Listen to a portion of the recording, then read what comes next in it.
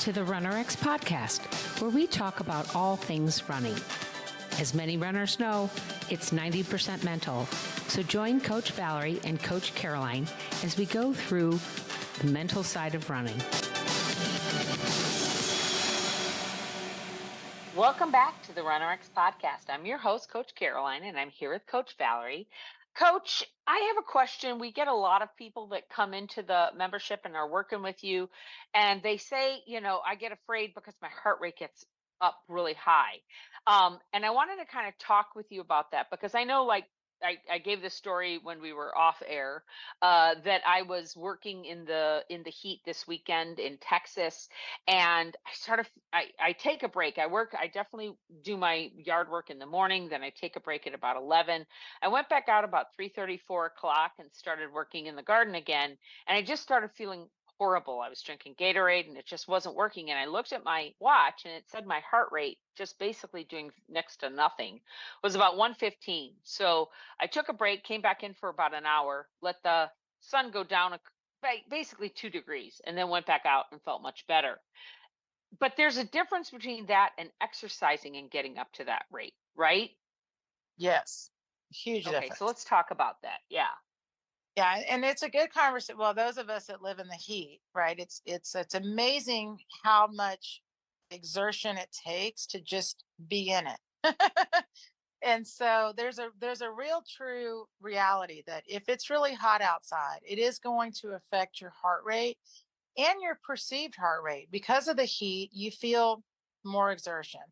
So I just, and people that are running outside in the heat, that's a lot of training to, hydrate, things like that. And also and acclimate, like get used to it. So a lot of times, and we saw this, by the way, for the Olympic trials. They had the race was in Florida, and it was going to start at noon. And so the athletes, the runners petitioned, they all signed a thing that please don't make us run at noon. It's going to really affect our ability to maybe make the marathon, right? I mean, this is a huge thing. So they actually started the race several hours earlier. And because there's no way, no one thinks I'm going to hit my PR when it's 100 degrees outside, right? Like the ideal marathon weather is definitely somewhere in the 40s or 50s. So yes, that's a really different exertion, but you have to respect it. So that's important because, again, people that they go hiking or they go running and they're like, I didn't even feel like I was working that hard. Or conversely, things like you did, like working outside or mowing the yard. So we were kind of teasing. A friend of mine's husband got a weighted vest for his Father's Day present. Right. And their kid runs at the track for, whatever football practice. So that same night, Sunday night, they went out and he's like, I'm going to walk the track with it. And then I'm going to mow the yard with it. Like, I'm just going to do everything with this thing on, right? And he's not conditioned. So he did like 2 laps. And this is, again, Texas. It was 7 o'clock at night, still in the 90s. I mean, my friend was laughing. He's fine. But she's like, he had to sit down and drink water. And he kept saying, I can't believe it. What's the problem? Well, it's not just even the heat, but it's the humidity. So that is not the way you want to go up in a zone. Like, that is not zone training. That is like, I'm suffering in the heat and I need to get out of the heat and things like that. So that's a very different thing. However, on the other side of that training, let's say there's no issue with heat. Like, let's say the temperature's fantastic. You're either inside, climate controlled, or whatever. It's outside and it's nice. We find that a lot of people are really hesitant to go past like zone 2 or 3. And so when you first start learning to be more efficient in your running, and this happens to everybody, almost every runner that we get, 99.9%, are using their musculoskeletal system, which is your muscles, right, and your joints and all that. However, they're using minimal amount of cardiovascular. So their running is more almost like a strength training than it is a cardio exercise. And that doesn't mean you're not exerting. And this is a real challenge for people. So what happens is their heart rate goes up in the beginning only, guys. You acclimate, and then you actually are 10% more efficient. But in the beginning, your heart rate goes up because you've never been this efficient at running. And all of a sudden now your muscles, instead of having to overwork, are only working as much as they need. So their effort goes down. But then all of a sudden you realize how much more cardio conditioning running actually is. So it scares people in the beginning. And I always say to them, don't worry, like you're fine. You're not going to be able to go run 10 miles like this. Yeah. But what we find is there's um, and we just had a clinic last weekend. So people were openly talking about it. There's this strange thing out there that people keep telling people, don't get out of your zone, run slow to run fast. Well, not really. It doesn't work that Right. way. And run slow is hard. Like that's actually harder on the body. So we're going to work on your muscle elasticity. We're going to work on your ability to sustain your running with less fatigue, less impact. And I promise you, you will become more cardiovascular efficient, but you have to go there. Like you have Right. to let yourself go there a little bit and be okay with it. And, it's funny, a lot of people will call it like the pain cave. Everything has to be so aggressive, right? Even like zone 5, like it's Yeah. also, and, and I'm like, instead, like, again, it goes back to like we were talking about playing like a little kid. If we were outside, we didn't have our heart rate monitors on, we were just a kid, and I said, hey, I'll race you to that tree. You wouldn't be like, well, I don't know. I don't want Right. to hurt myself. Like we have to get back to letting ourselves, it's called free falling. Running itself is free falling.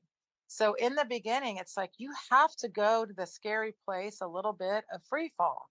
And it can be just like 10 steps. And this is what we encourage people. Like we're asking for like 10 steps. And it's like a crazy 10 steps. But then all of a sudden you go 20 steps and it doesn't feel so crazy. It starts to just feel fun. And then all of a sudden you can go 30 steps or 50 steps. And then you can go at any pace you want. But if you never let yourself get past the point of comfort, right? And that's the fear we talk about. So it's not the same fear like, oh my gosh, it's 120 degrees outside and my heart rate's up and I'm not even working out. That's a very different fear than, oh my gosh, I've never been here before. That's what I think people are a little bit scared of. Because Right. I tell people, your body doesn't stay there's no way, like nobody is sprinting for hours, like, Right. but it's amazing. It's like, and we see it all the time. There should be a fear of falling. It's a healthy fear, right? I don't want you to actually trip and fall over. But it's amazing how we have to kind of condition ourselves to be okay with that sensation by letting ourselves go through it. And instead of thinking like it's a pain cave, start thinking of it more like it's a place of thrill, like a roller coaster ride, like it might look scary when you're getting up, going up, up, up, up, up. But then all of a sudden you get to go down that first time and then you're like, ooh, I want to do that again. But if I never do the ride, how am I going to know how to feel it? Right. Absolutely. So that being said, when I'm, driving around town here, or really whenever, when I'm in Wiley or I'm out here in East Texas, I I always see at least one runner trying to run at like 2, 3 o'clock in the afternoon. And I know what they're doing. They think that they're heat training, right? Oh, right. And in some ways, I kind of wanted to ask you about that because one, it's a twofold question. One is that a way to heat train? But then two, if I'm a slower runner or I'm not a front of the pack runner, and if I am going to go run Chicago or New York or even Dallas, and I know that I'm going to start at like 8:30, 9 o'clock, my start time's not going to be 7:30 just because of the way the corrals are. Should I run later in the day? Should I run at 9 o'clock? What do you suggest to kind of train my body to get used to that? Oh, yeah. I mean, you definitely want to train in the conditions you're going to be in for your race, right? But you want to do it Hmm. in a smart way. So I would do something like if I wanted to just see how it's going to feel. So, for example, all the trail runs in Texas are like June, July, August, Right. the Yeah. hottest part of the day. And I Right. used to do there's even a ride called like the hotter than hell, 100, the hottest marathon in Texas. I mean, it is a real thrill for people to run in the heat, I guess. So, yes, if I was going to train for a hot event, you definitely have to do some heat training. That being said, you'd have to really monitor. This is when you've got to monitor hydration, you've got to monitor what you're eating. You need to take it seriously, right? And a lot of people go run out at 2 o'clock because they think they're going to burn more calories and they're sweating more, Right. and I'm like, well, again, that goes back to, again, yes, you're sweating more, but you're actually putting stress on the heart that's not positive. That heat stress is not a positive stress. And in fact, it's a dangerous stress. So that's something I would do in a controlled setting, like maybe a short loop where I could stop, get water, things like that. When like we go back to that Olympics conversation, a lot of the athletes were putting treadmills inside of saunas and Oh, running wow. inside of a sauna to simulate that heat, because that's what we're going to run in. So we're going to practice running in it. And so there's definitely like something to be said for that. I just, again, would be careful with it. And me, like, I'm a good example. I run outside all the time. And I'm more Hmm. affected, by the way, as I get older, I'll be honest. I tend to do the majority of my running at 5 in the morning when the weather is going to least affect you. Like, it's dark. So if Yeah. it's hot, it's Right. hot, but you don't have the sun. And like today, I ran at 5, and then I went for a second run because I'm a fun that way. And I went at 8:30. And I'm telling you, it was amazing the difference. The sun was out. It's like 85 degrees, 90% humidity. And I had to stop twice to drink water because my Wow. heart rate, like you're like, my heart rate was 115. Mine was 175. Yeah. And so Yeah. I knew, like I was like, okay, you need to just pull over a second, drink some water, bring it down, and restart.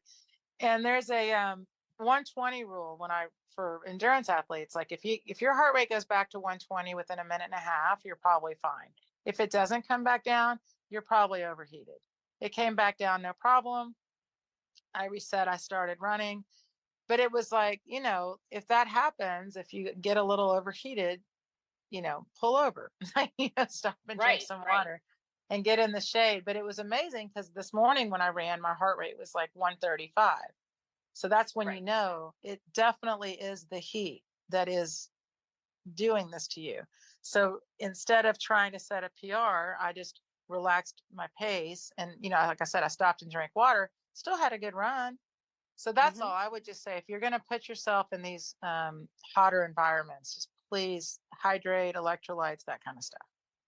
Absolutely.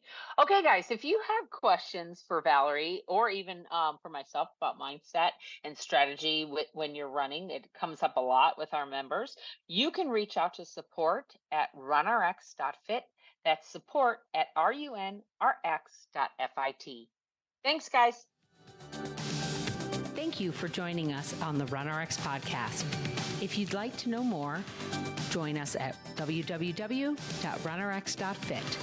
And if you have additional questions that you'd like answered on the podcast, email us at support@runrx.fit.